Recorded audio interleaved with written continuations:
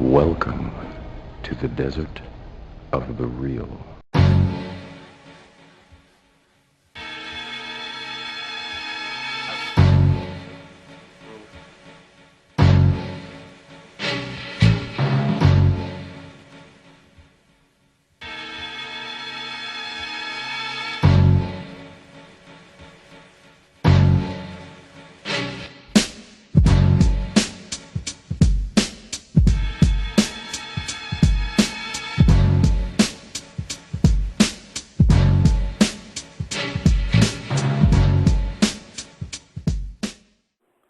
Yeah. So, I guess, let's see, you talked about democracy where, it's everyone. That, once again, that's it. That's really, it's a nice idea. I guess what I'm getting around to is, and I would support a republic.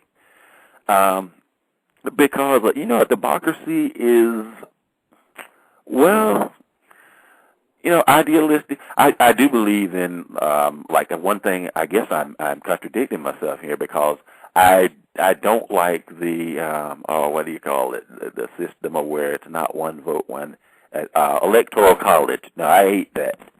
Right. So sometimes It sort of like contradicts itself because if you want rule by majority, then it's rule by majority. You can't have rule by majority and then say, oh, well, wait a minute, we don't agree with the majority rule. Like the college does. It's like it wants to check the majority rule. Well, my thing is if you're trying to check the majority rule, do you really believe in majority rule? And one of the things that I want to point out too, because you said something about there's a contradiction. I think that we need to acknowledge that no matter what form of government that you endorse, there's always going to be a contradiction because if you look at them and you analyze each one, at some point you do reach a contradiction. That's why I think that, like what you were saying about anarchism is correct. If you were to take away government and put in anarchism right now, it would be total chaos. Because the people are not. Anarchism is, to me, a progression of intellectualism. It's like there has to be massive re-education in order for that to even be possible. You're right. Right. It's not something that you can just you can't come in replace a monarchy with anarchism or replace a fascist nation with anarchism. It's just not going to work because it's like taking a child that you spoiled for 15 years and now you give him an apartment when he's 16 and say, oh, take care of yourself. That's a perfect analogy. Yeah, I totally agree. Yeah. But I want to throw something out there and see what you feel about this because one of the people that I admired, coming up was Bruce Lee. And what I liked about Bruce Lee, more so than his skill level, which he was one of the best skill-wise, was his philosophical approach to fighting. And if I were to take that philosophical approach of fighting of Bruce Lee and apply it to political systems, Bruce Lee's philosophy was any style can be beaten. Right. Once you form a style, then that makes you vulnerable to defeat. You have to be formless. Ah, wow, that's really interesting. I've never heard that before. Yeah. He doesn't really, he was trying to transcend styles. That's why he said he doesn't believe in a Chinese style or Japanese style of this. It's fighting the fight. You've got two arms, I got you. So in other words, you're talking about like a society is not so rigid to where the people are unwilling to adjust with the times, basically, so to speak. Thank you. Like, say, for instance, let's say you run a society that's left-leaning. Yeah. Suppose your society is going off the edge left. You're going to have to make a hard right in order to bring things back. So it's like, and then let's look at the opposite. Let's say that you're a right-wing form government where you're radically right, and things get out of control, then you're going to have to make a sharp turn left in order for things to be correct. Exactly. So, is there a form of governance?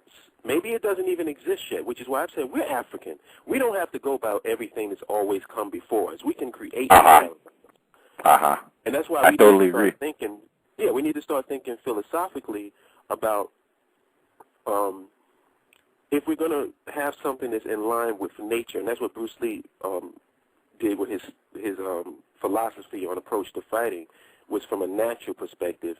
Why is everybody still treating government like it's some archaic form? Why can't we do the same thing with government? Now, keep in mind, this is philosophically. Maybe idealistically, this is cool, and practically it's not. I don't know.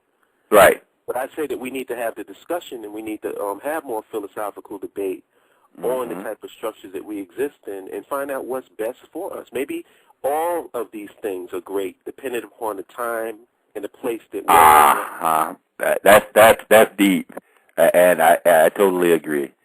Yeah, because it's just like as you grow, you change clothing size because your body changes and all, and that's a natural extension into societies. So, and what's going on around the world. In light of that, I want to ask you a question. Yeah.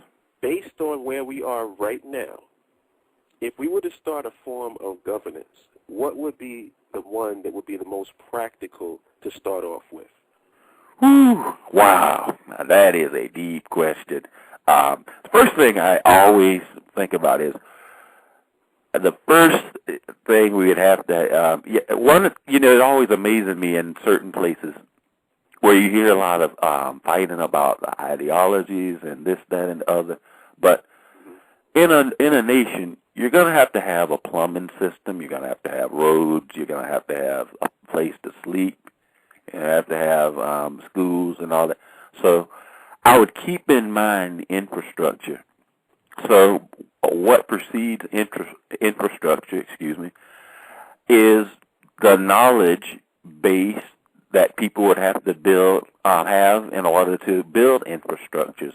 And because since the knowledge base needed to build infrastructure is diverse, that quite naturally leads to a diverse form of education. Now, once again, even though I believe all of that is true, we wouldn't want to have a situation where we started out, though, where we're so far behind everyone that even with the best of educational systems, everyone else stays 100 years ahead.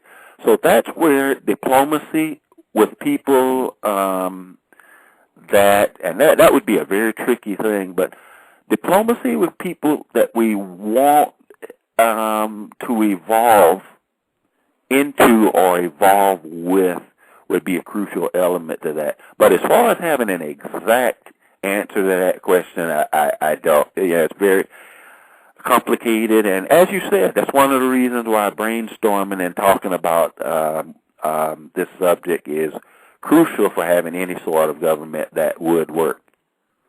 Right. And it's also something that most people who are caught up in this left-right paradigm and caught up in, think that all form of black thought is separatism, they is shocked that we're even having this discussion. Right.